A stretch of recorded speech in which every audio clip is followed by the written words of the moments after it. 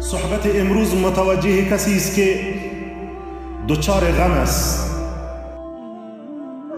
اما قبل از این که به اصل موضوع بپردازم، باید بدانین رسول خدا صلی الله علیه و سلم هم غم داشتند.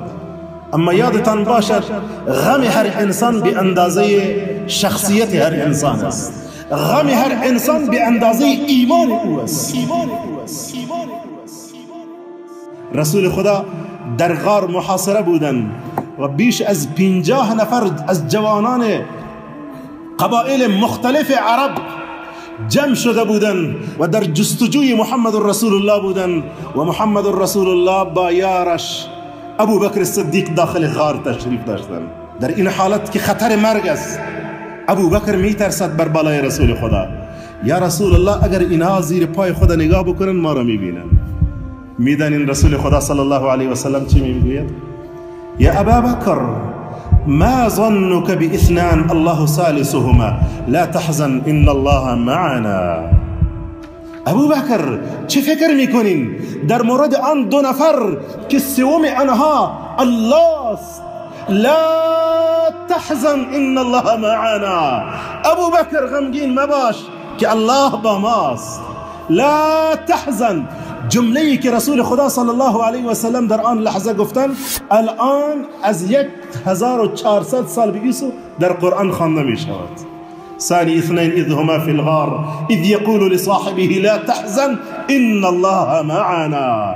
هنگامی که به یارش میگوید غمگین مباش ابو بکر، ان الله معنا، الله با ماست. یک جمله کوتاه با مفهوم بسیار وسیع. اگر قرض داری لا تحزن ان الله معنا، غمگین مباش الله با ماست. اگر در تنگنای شدید قرار دارید، اگر در مشکلات قرار دارید، لا تحزن ان الله معنا، غمگین مباش الله با ماست. اگر میخواهید در طلب رزق و روزی هستید و مشکلات دارید، لا تحزن ان الله معنا. اگر در طلب ازدواج هستید، لا تحزن ان الله معنا. اگر اولاد ندارید، لا تحزن ان الله معنا، غمگین مباش الله با ماست. روزی رسول خدا صلی الله علیه و سلم داخل مسجد می شوند، ناگهان می بینند یک شخصیت بزرگوار را به نام ابو امامه رضی الله تعالی عنه، این صحابی بزرگوار را می بینند در گوشه ای از مسجد نشسته است، پریشان، از چهرهش نمایان است که بسیار پریشان است. ابو امامه، در این لحظه روز اینجا چی می کنید؟ ابو امامه نگاهی به رسول خدا صلی الله علیه و سلم می کند، می گوید یا رسول الله، غمها مرا فرا گرفته است، قرضها از هر سمت و سوی مرا فرا گرفته است، قرض دارم یا رسول الله، غمگینم یا رسول الله. رسول خدا صلی الله علیه و سلم میگوید آیا چیزی به تو نشان ندهم که وقتی او را بگویید الله غمهایت را خلاص میکند، تو را از غمهایت خلاص میکند، تو را از قرضهایت خلاص میکند؟ میگوید چرا نه یا رسول الله صلی الله علیه و سلم. ان حضرت صلی الله علیه و سلم میگوید هنگام صبح و شب بگو اللهم اعوذ بك من الهم والحزن، پروردگار من پناه میبرم به سوی تو از غم و اندوه، و اعوذ بك من العجز والکسل، پروردگار من پناه میبرم به سوی تو از اینکه عاجز شوم و از سست شدن، و اعوذ بك من الجبن و من البخل، پروردگار من از بزدل شدن و بخل ما پناه میبرم به سوی تو، و اعوذ بك من غلبة الدین و قهر الرجال، و ما پناه میبرم به سوی تو از اینکه من مدیون شوم و قرضدار، و اینکه مردان بر من غلبه بکنن و من مظلوم باشم. حضرت ابو امامه رضی الله تعالی عنه میفرمایند من این کار را کردم و الله سبحانه و تعالی بسیار در مدت بسیار کم همه قرضهای مرا و همه غمهای مرا از پیش من خلاص کرد. حتی در یک روایت میگوید والله من این دعا را صبح خواندم به شب نرسیده بودم که تمام غمهایم خلاص شد. سبحان الله. رسول خدا چه چیزی را میخواست به او تعلیم بده؟ این که برگرد به سوی خدا. فقط کافی است یک انسان بگوید یا الله، و الله بگوید لبیک یا عبدی، بنده ام در خدمتم. شما کدام پادشاه را دیده این در روی زمین؟ کدام پادشاه را دیده این؟ کدام رئیس جمهور را دیده این که رعیتش بگوید که پادشاه و او بگوید لبیک، رئیس جمهور بگوید لبیک، اما ملک الملوک، پادشاه پادشاهان از آسمان ها صدا میزند لبیک یا عبدی، بنده ام در خدمت هستم. وقتی بخواهید پادشاهی از پادشاهان را ملاقات بکنید چقدر وقتتان میگیرد؟ اگر یک ماه نباشد حداقل یک هفته. اما در میان تو و در میان پروردگارت و برای ملاقاتش همین قدر کافی است که سرت را به سجده بمانید، همین قدر کافی است که برگردید به سوی او و بگویید یا رب.